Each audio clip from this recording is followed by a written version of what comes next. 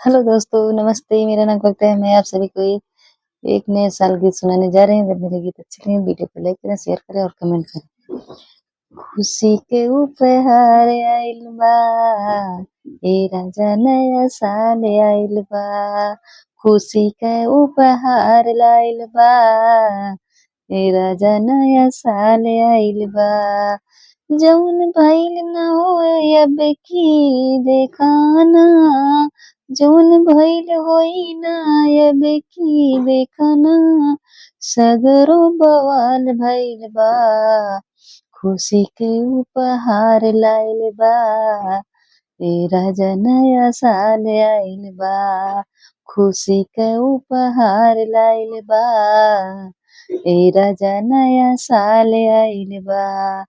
अब की नया साल मन से मनैहा, साल भर राजा खुशहाली से बितैहा।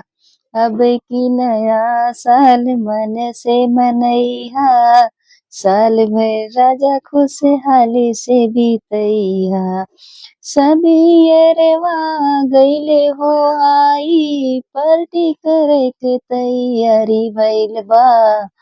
हाँ, सभी अरवा गइले हो आई, पार्टी करे के तैयारी भइल बा।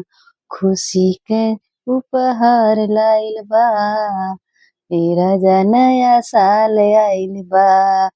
खुशी का उपहार लाइल बा, ए राजा नया साल आइल बा।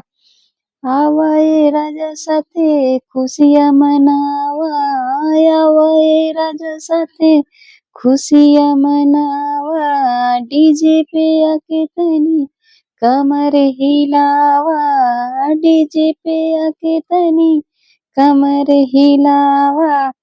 कविता जी के लैया तू बोलाई के, विचार भइल बा, ए